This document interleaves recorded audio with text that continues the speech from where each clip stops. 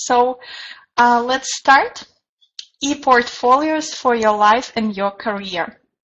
Okay, so an electronic portfolio or ePortfolio or digital portfolio, or sometimes people call them online portfolios. So we are going to discuss them today. But first I have a question to you. How do you understand this term ePortfolio? What does it mean to you? So can you please type in your ideas in the chat box, so just what it is for you. Okay, so ePortfolio.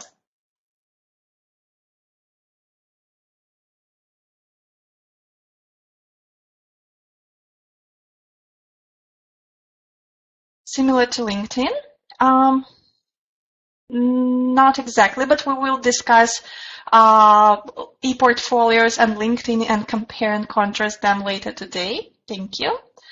Electronic form of your credentials, achievements, experience. Okay, great, thank you. Okay, perfect. Somewhere that students can collect examples of their work. Great, yeah. And this is exactly what you've just said. So it's a collection of some kind of electronic evidence that it might include texts, images, videos, multimedia files, blog entries, hyperlinks to some websites where you can showcase your work, and so on. And ePortfolios, they may serve different purposes. Also, it has your pictures at work and videos, right? Exactly, why not? So ePortfolios, they may serve different purposes.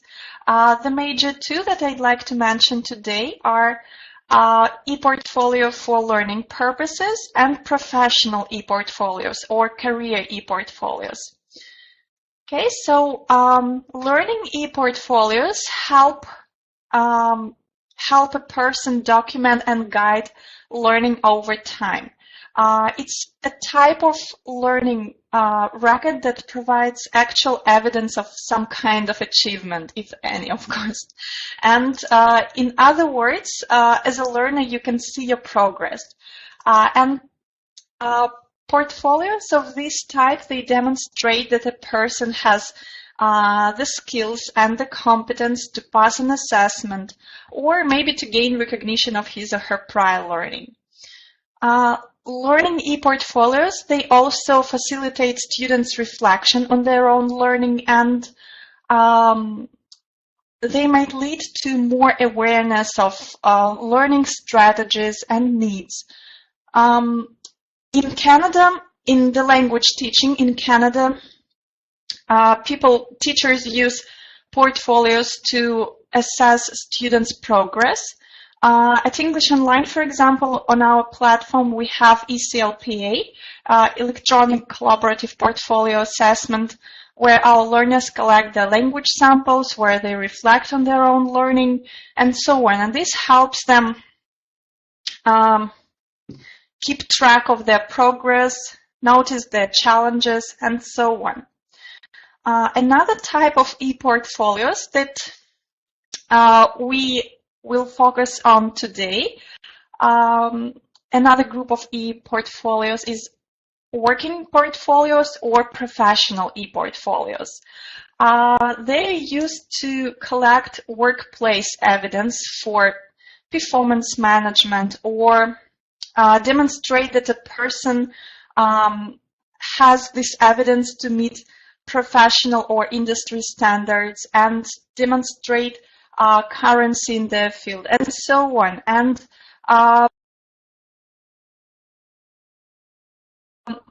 this type of ePortfolios demonstrate a person's learning and or achievement, either to get a job or get promotion, and so on. So this time, as I've just mentioned, this time we are focusing on professional ePortfolios. We are not going to talk about ePortfolios for learning purposes. Okay, and together with you, we'll try to answer 4 questions. So why do you or your learners, your clients need an ePortfolio, a career ePortfolio? What to include in your ePortfolio and how to create a digital ePortfolio. So we discussed the ways, the tools that you might want to use in order to create your own ePortfolio. And the last question will be, what can you do to help your learners create an ePortfolio and how you can use their ePortfolios for your sessions. Okay? So let's start with the very first question. Why do people need career ePortfolios? My assumption is that the majority of your clients, students are newcomers to Canada, right? So can you please confirm this, saying how many of you deal with newcomers at work at some point?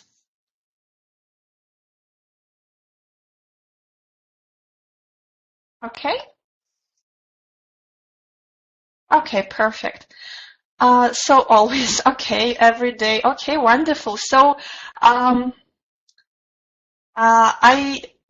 think that your goal is to support them on their way to successful integration into the Canadian society, right? So please answer this question. Why does a person need a career ePortfolio? You can suggest any ideas from your own perspective. So why do you need an ePortfolio as a professional? Or you can think about newcomers' perspective. So why do they need career ePortfolios in Canada? Okay, so please type in your ideas, your thoughts in the chat box. When applying for a job, it's required, okay, job, okay, great, to show their credentials from their home country. Perfect, thank you. More interaction with employers online and electronically. Resume, okay. To demonstrate that they have skills they're applying for. Perfect, to see the progress, okay. Better marketing your skills and get a best fit job for your skill set and qualifications. Wonderful. And show all aspects of your working history. Okay, great. So we do not need this webinar, you know everything. Okay, the majority of immigrants, they do not have a job offer when they land in Canada, right? And which means that they need to start from scratch. And the very first challenge is to get potential employers' attention. So how to make an employer read your resume and invite you to an interview when you have 0 credentials from a Canadian institution and when you have 0 Canadian work experience. How to market yourself even before an interview. And ePortfolio might be an answer to these questions. The fact that the person goes above and beyond a standard resume and it speaks volumes, and it's a hook for their prospective employers. It's an opportunity to showcase your accomplishments, to prove your employability even before the interview starts. If we refer to the list of employability skills from the Conference Board of Canada document, if you click on this link, you will get access to the full document. You will notice that ePortfolio, depending on the professional field, of course, could become an evidence of possessing at least half of those skills. To name a few of them, so among the basic employability skills, they have sharing information, using a range of information and communications technologies. You need to be creative and innovative in exploring possible solutions. Employers value when people show interest, initiative, and effort. and you should be willing to continuously learn and grow. And another skill that might be demonstrated through creation of the ePortfolio is an ability to assess personal strengths and areas for development. Even if it might be hard sometimes to showcase one's soft skills or ability to work with others, an ePortfolio is a proof of your confidence, your innovative thinking, and willingness to take initiative. In other words, ePortfolio is a way to share your whole story, and it illustrates your talents and your strengths, and you or your learner as an applicant, you're not just your two-page resume. And sometimes it's hard to put everything into this two-page document, right? So this is how you can show the world that you're so much more. And this is not too bad for the very first step, right? And by the way, this first step can be done even before immigrants land in Canada. So they can create their ePortfolio and start sharing it with potential employers from their home countries. To sum up the answer to the question, why do people, and especially newcomers, need ePortfolios? I would like to mention that ePortfolio is a wonderful tool for marketing and self-promotion. It helps you keep track of your accomplishments, and also it might serve as a past learning assessment tool to gain credit and recognition for non-formal learning experiences that you might have. ePortfolio is also an evaluation tool to measure how well you're doing in your current work, and it can be used for performance evaluation if your goal is to get promotion in this company. So you might want to showcase your current employer that these are the projects that you successfully finished, and this is the set of your skills that you possess, and this might help you get the promotion. And also you can think about ePortfolio as a tool for self-assessment, for career exploration and career decision making.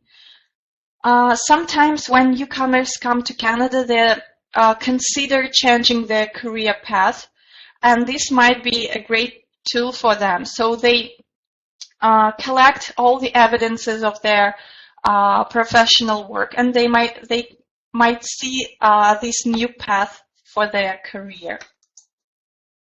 Okay. So if you have any questions, by the way, feel free to ask them in the chat box.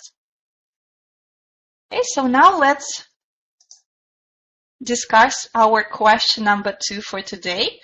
What to include in your ePortfolio? So any ideas, any suggestions? This is all IT people, though, changing careers. Not necessarily. Video introduction, okay. Before we were always told to keep it short. Yes, this is, your resume should be short. This works for your resume. ePortfolio, it's a little bit different thing, and we will see it later. Okay, our certificates. Okay, thank you. Lesson plans. Great. If you teach, lesson plan is a good addition to your ePortfolio. Teaching philosophy. Okay. Examples of professional evaluations. Picture of yourself at work. Okay, if you want to, sure. Photo. Okay.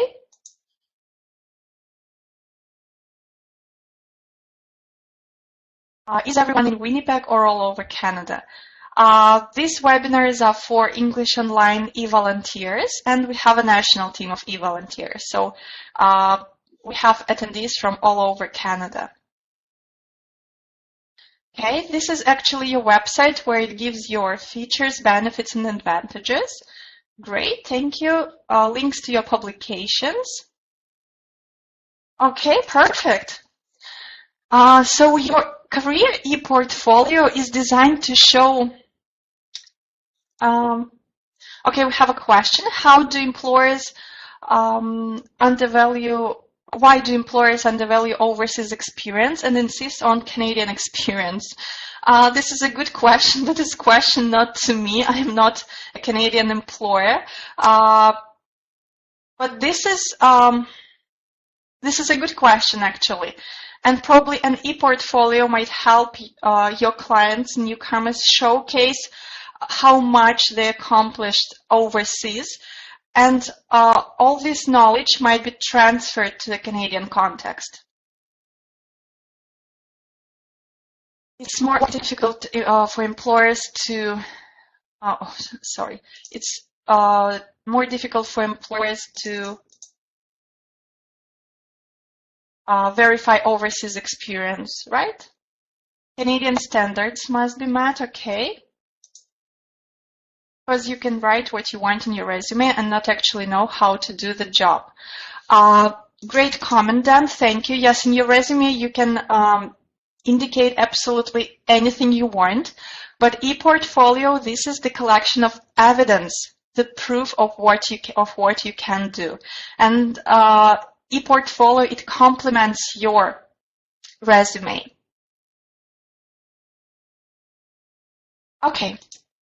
Okay, so thank you for your great comments, everyone. So career ePortfolio, it's designed to show potential employers what you've learned or accomplished, right? So this is what we've been just discussing. Ideally, every claim in your resume, this is what some of you has just mentioned, that you can put absolutely anything there. So ideally, every claim in your resume, for example, your excellent communication skills or continuous professional development and so on, has to be backed by digital evidence in your ePortfolio. So you say something in your resume, and then you give an employer an evidence of that you can actually do this, that you actually have this skill. Okay, and here is a possible list of things that go in your professional ePortfolio. You can start with personal or career goals and statements, and this might be done in the form of video introduction. Some of you has mentioned that. Besides, your video introduction will showcase your communication skills, your language ability, if we're talking about newcomers, right? Also, you can include your resume and cover letter files. It's very important to include your academic accomplishments, your degrees, diplomas, certificates, awards, licenses, anything related to your field. If we are talking about newcomers and, for example, they're still overseas and they do not have this opportunity to assess their overseas credentials in Canada, they can at least provide the translation of their transcripts of their diplomas and so on.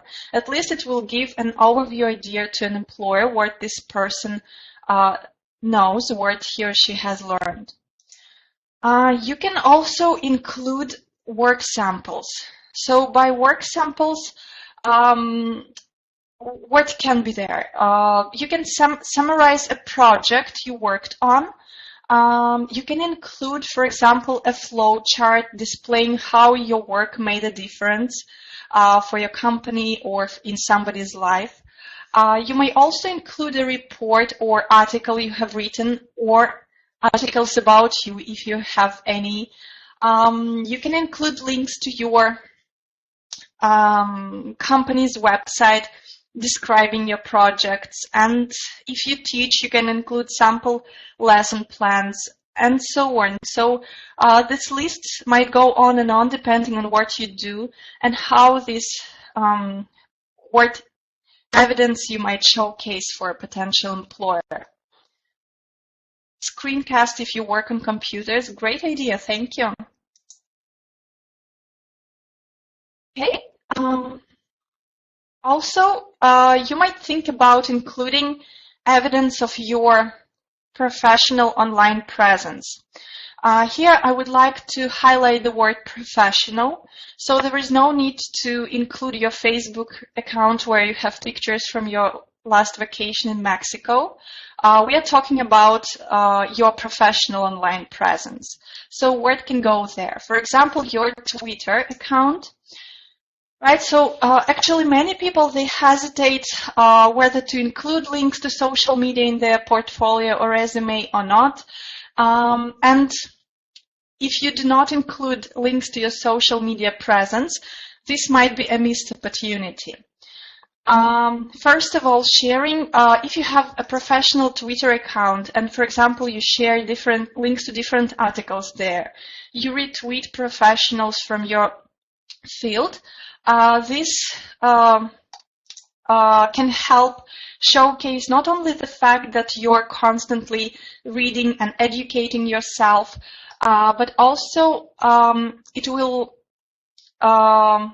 showcase your content curation skills.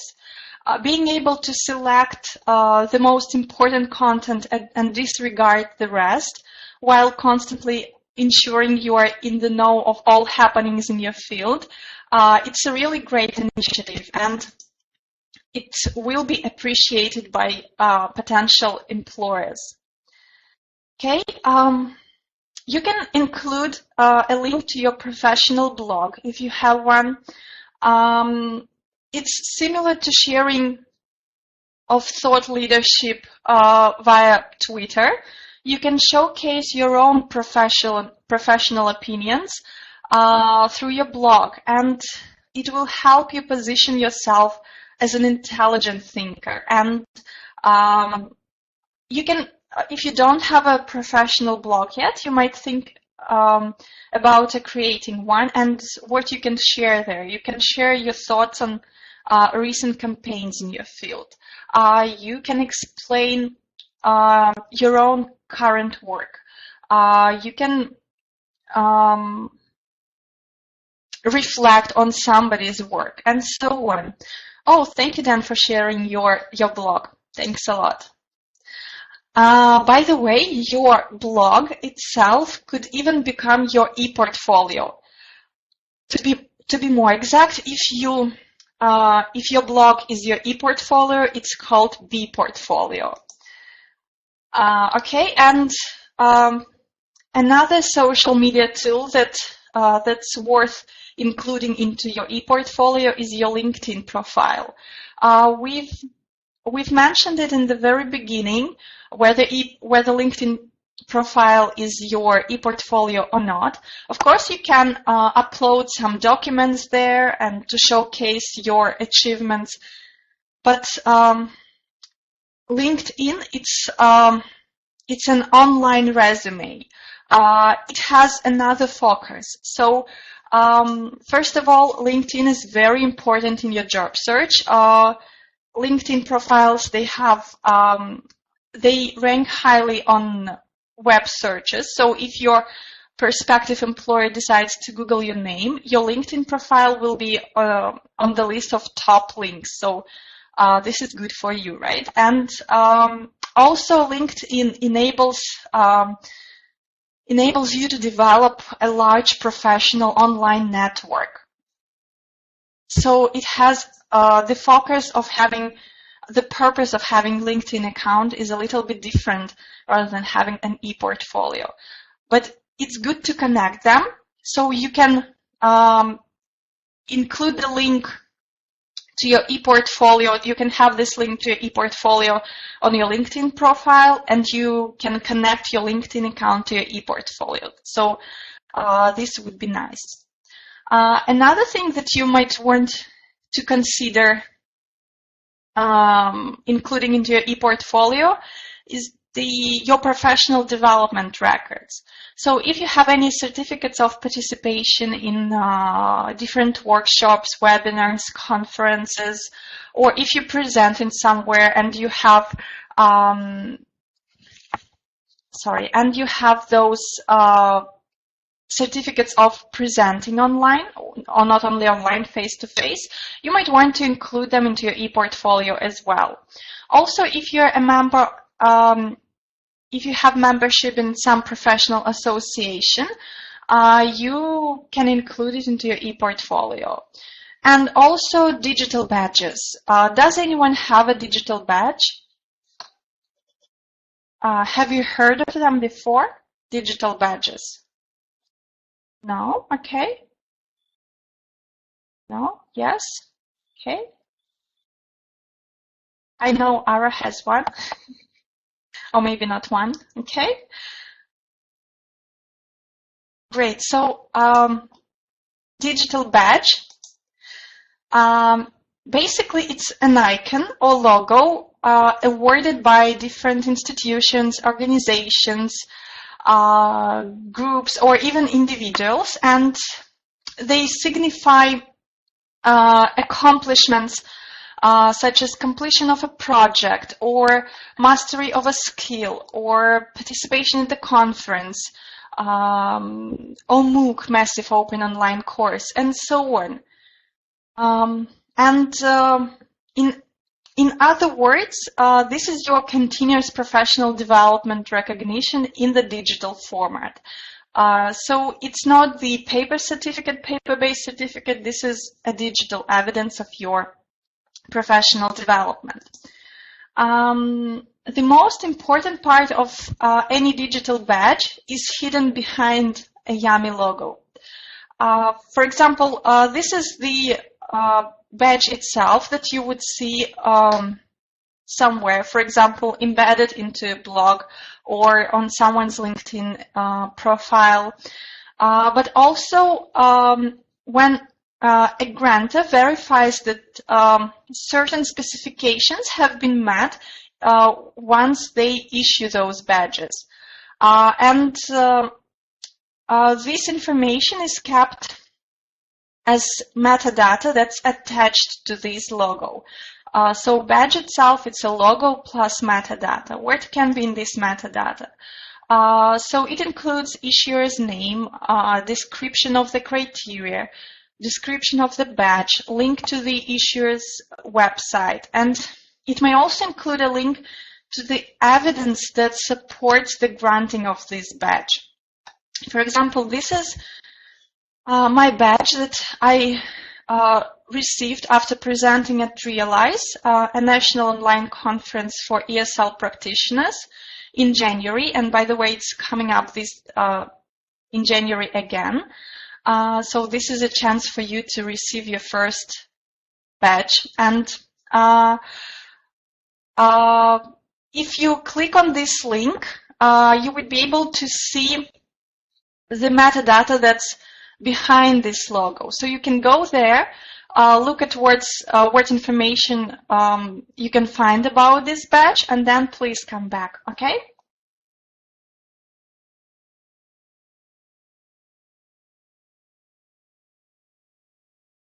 Okay, perfect.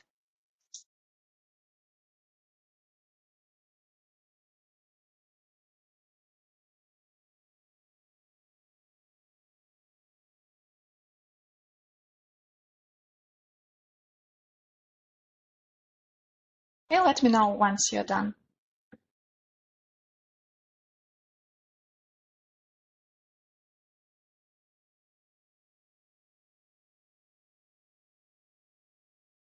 Oh, thank you.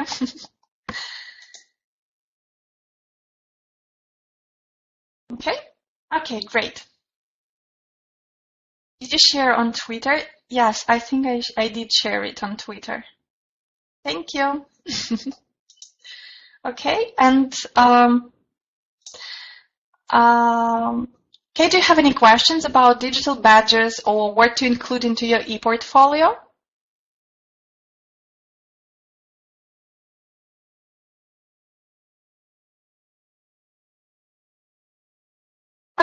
So let's answer our question. Let's try to answer our question number 3: how to create an ePortfolio. So an electronic professional portfolio, it includes a collection of work samples, right, that we've just discussed, proof of training, or education. So anything related to your professional experience and background. And because it's an ePortfolio, it should be in a dynamic web-based format,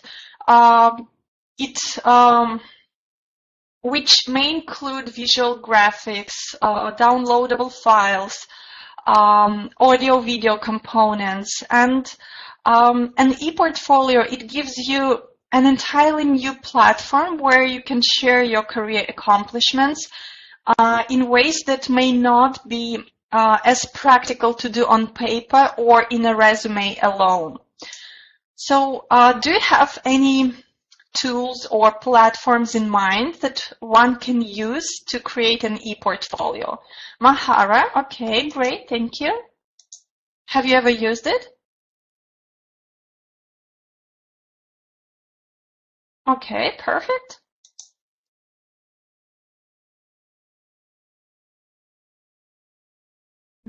Any other tools?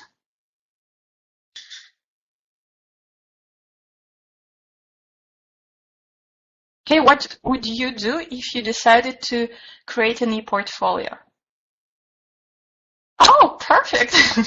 Great. Do you have a badge from Realize? WordPress, okay, great.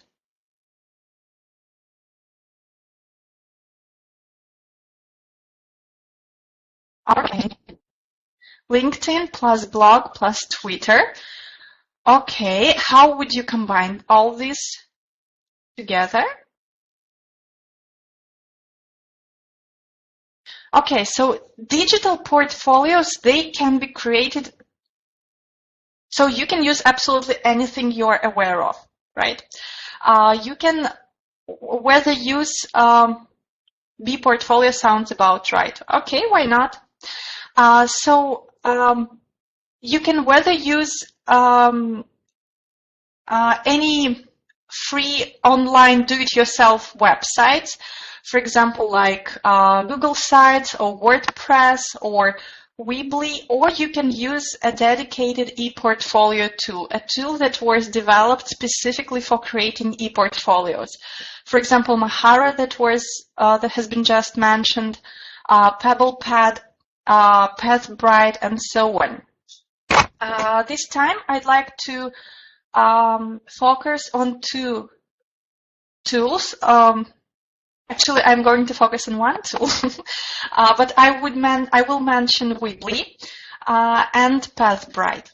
Okay, Weebly, it's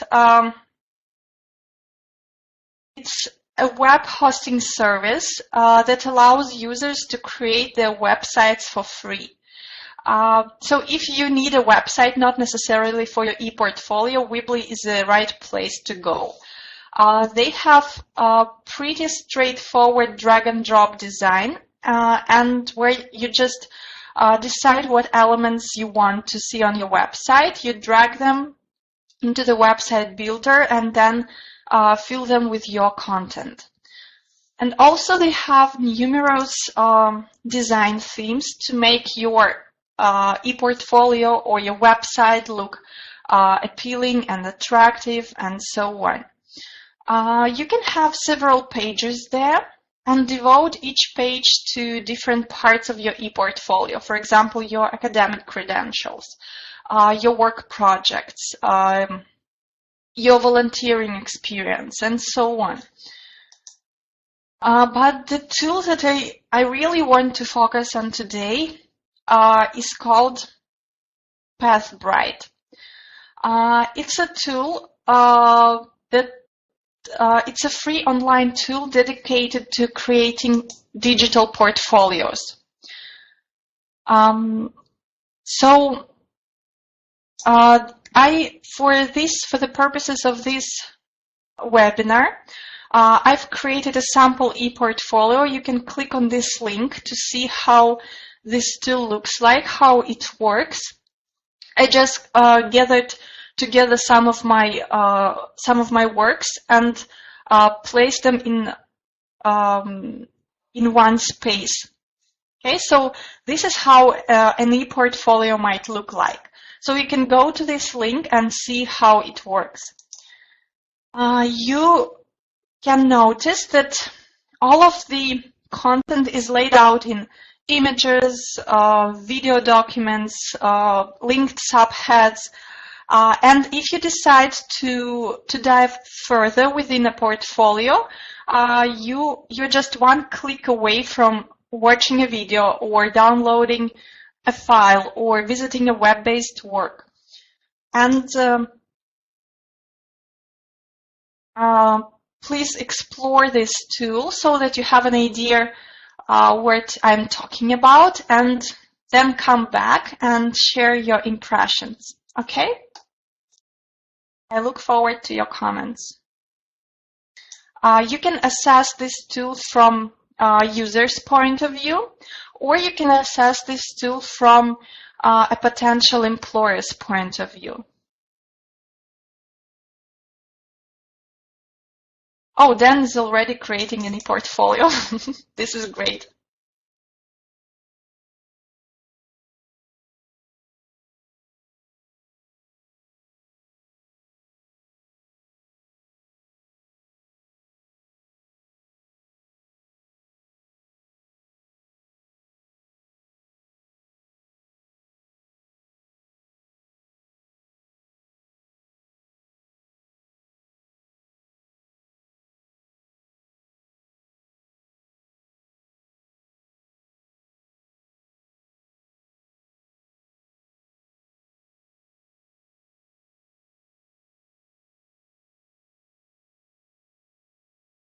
So once you're done exploring, please return to the big blue button room and share your opinion about this tool.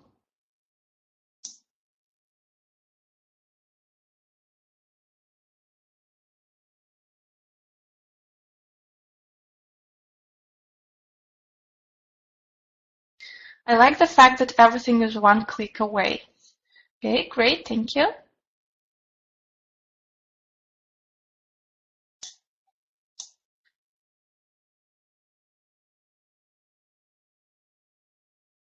Thank you, everyone. Great for creating portfolios, okay? Okay, so basically you can incorporate visually appealing. Okay, thank you. Basically you can incorporate anything, you can upload anything from your desktop, so any files that you have, you can upload them to your ePortfolio. You can include YouTube links, YouTube videos, Vimeo videos. So if you decide to go with the video introduction, you can record yourself via YouTube and then linked into your ePortfolio. Also, you can add web links. You can share Google Drive files. You can upload pictures from your Facebook or your LinkedIn recommendations.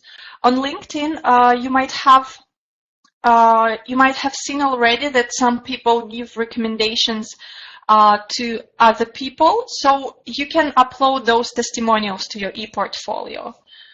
Okay, we have some new comments. One-stop shop, okay. Such a great tool. How much should you include? Is there an appropriate amount of things to include? Like a resume shouldn't be more than 2 pages. I think this is the matter of common sense. So whatever you feel will showcase your work should be there. If you've done a lot and you really want to share with a potential employer, you can do so.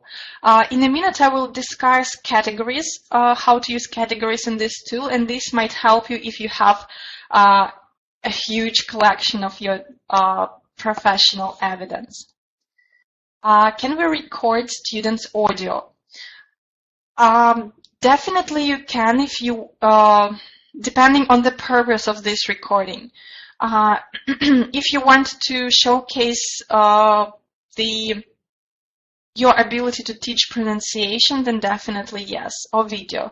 Or you can, even if you have consent from your learners, you can embed a piece of your lesson. You can record video, you can create a video of your lesson and incorporate it there as a showcase of your professionalism.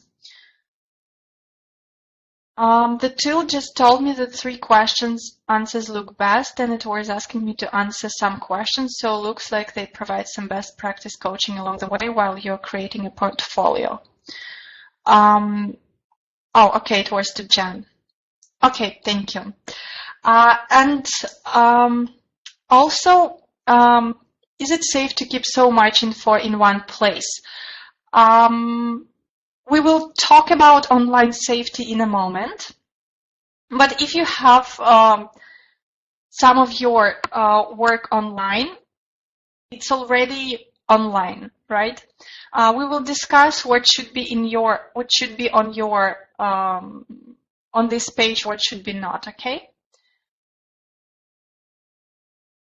And that's never safe, but everyone does it, I think. Exactly. So everyone has social media accounts, right? Plus, they have some privacy settings, so you can make it public, or you can make it private and share it with certain people. Okay, so, and in August 2014, so just a couple of months ago, PathBright integrated Credly badges.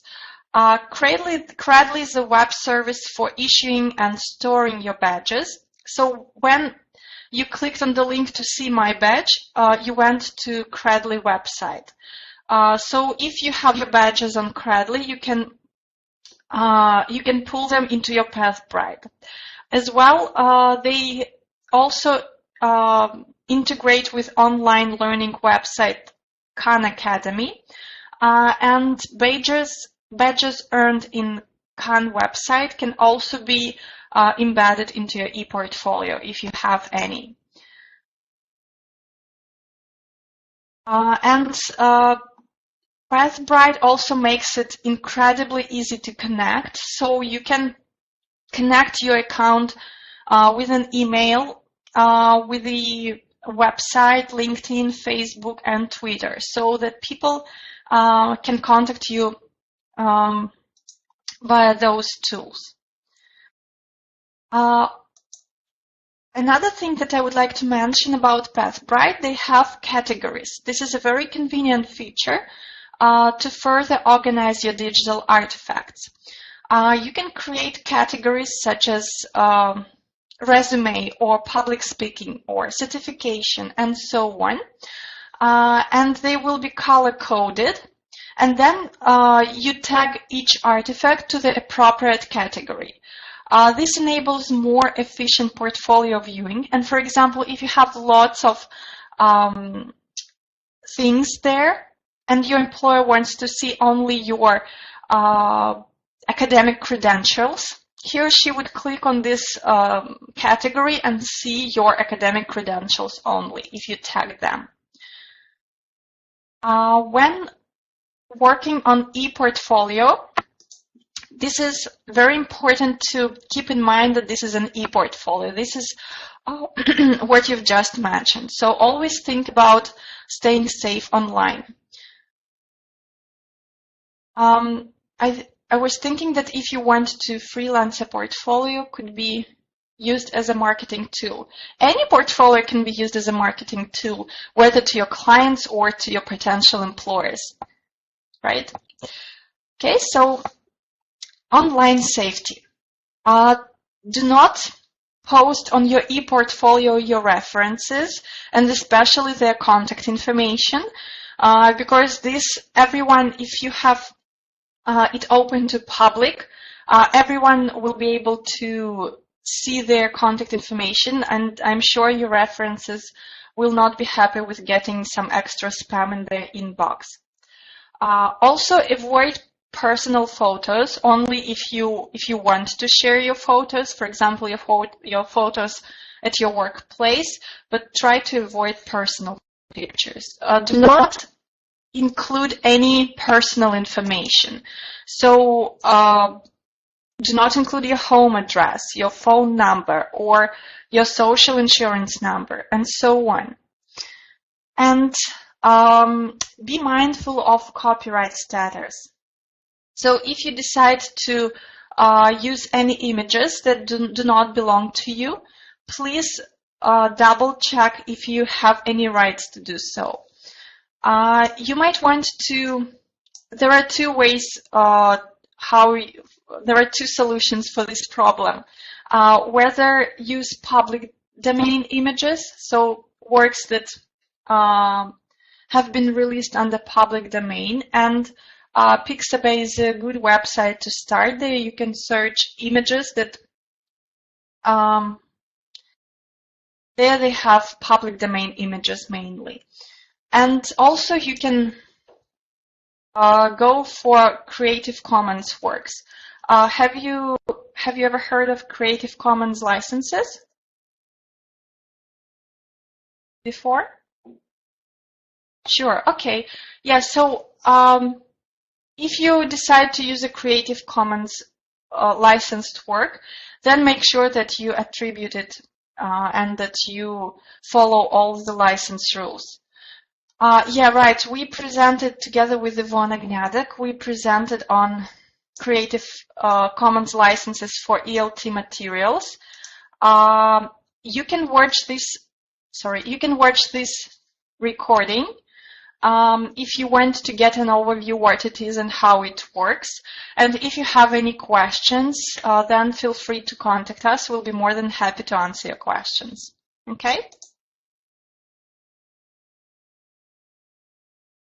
And we still have our question number 4 to discuss. So, what's your role? So how can you use your clients' ePortfolios for your sessions?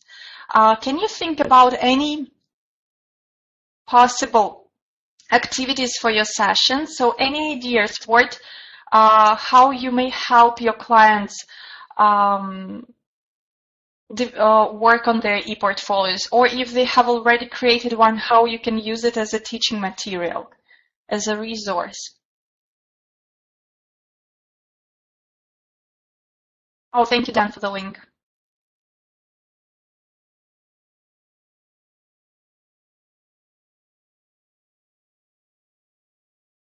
Okay, so any ideas of possible activities?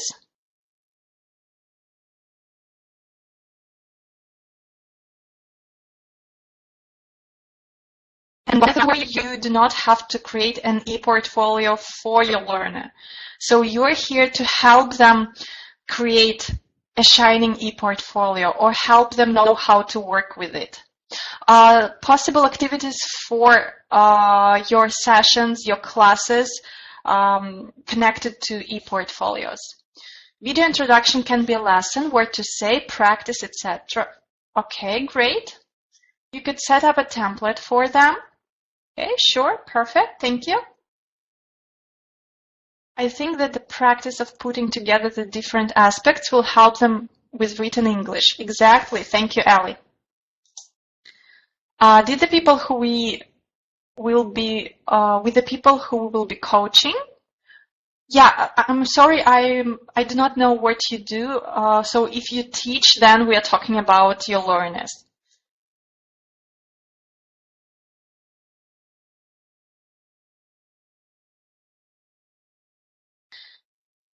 Okay, so thank you for your ideas.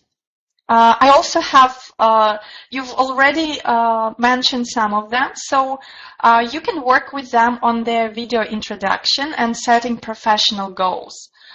It's a nice chance to brush up some grammar points or learn new vocabulary connected to their field, or discuss the importance of the body language and so on. And you can review and discuss their resume and cover letter with them and suggest some tips on how to improve those documents.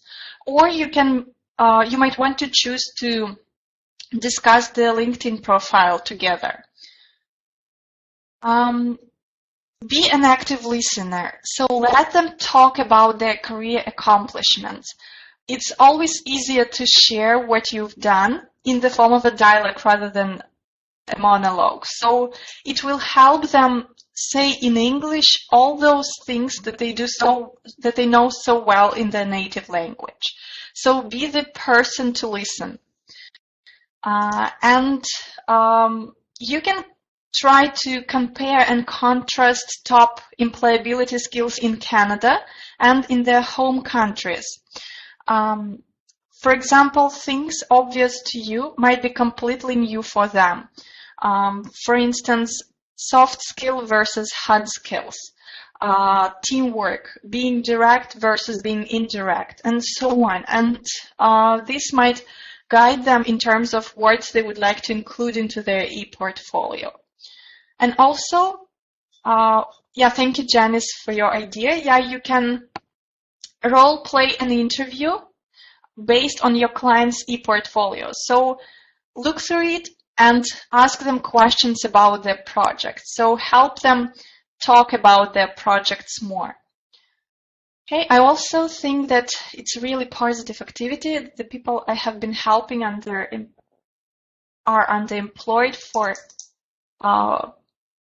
promotion, for their qualifications. And I think that by doing this, it could help them set goals for promotion, getting jobs that are more in line with their qualifications. Exactly. So having an ePortfolio might help them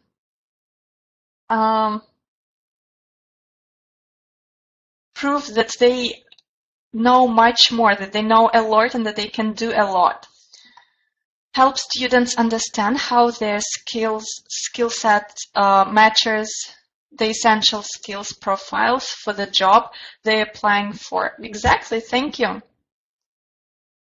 They can see what skills they are missing that are expected in Canada for that job. Yes, these are all the points that you can discuss with your learners. So if you inspire your learners to create an ePortfolio, this might also save you lots of time in your session planning, because you already will have an immense resource to discuss, to compare and contrast, and so on. Okay, so I also want to mention that creating an ePortfolio is a very time-consuming task, but it's doable. And especially if we think about all of the advantages of having a career ePortfolio, and especially when we think about possible outcomes. So in other words, ePortfolio, it's your immense homework that you do in order to shine at the interview. And I'm sure that prospective employers of your clients will notice that.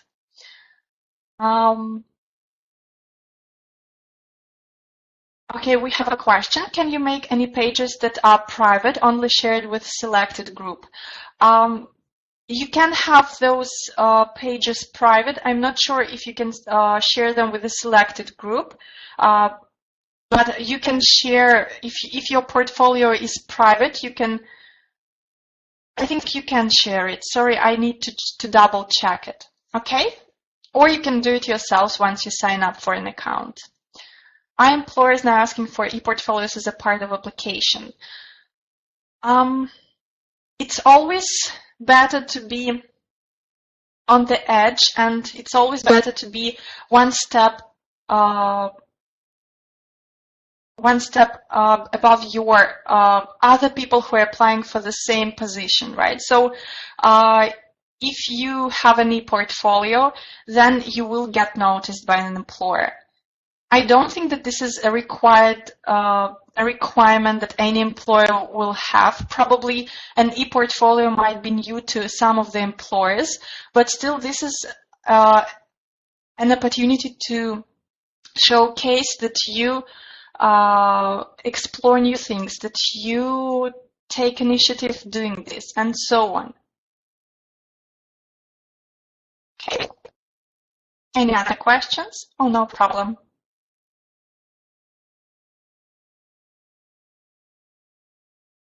We were told that we share a portfolio once we get to the interview stage, but I guess it depends on the employer. If you're talking about a paper-based portfolio, this is the only way how you can share it. You bring it with you for the interview. If you have an ePortfolio, it gives you an advantage. You can share it along with your resume when you submit your resume, right? So you can include a link to your ePortfolio on the top line of your resume.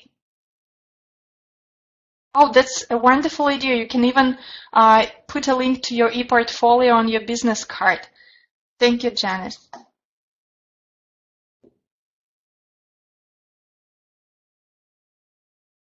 Okay. Yeah, this is really great idea. Okay, so any other questions or comments or suggestions?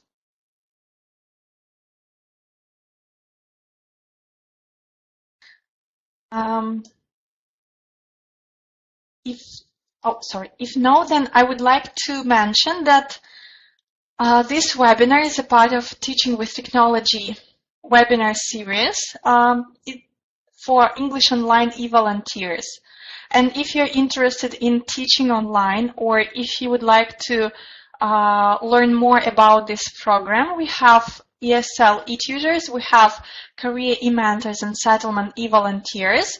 So feel free to contact me. I'll be more than happy to give you more information on this program. Okay? And thank you very much, all our e-volunteers, for your hard work. And this is my contact information.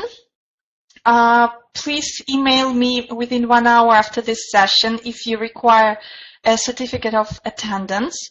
By the way, you can include this certificate to your ePortfolio. And feel free to contact me if you have any further questions, okay? Thank you, everyone, for coming this morning. Thank you for your wonderful ideas. Thank you for your suggestions.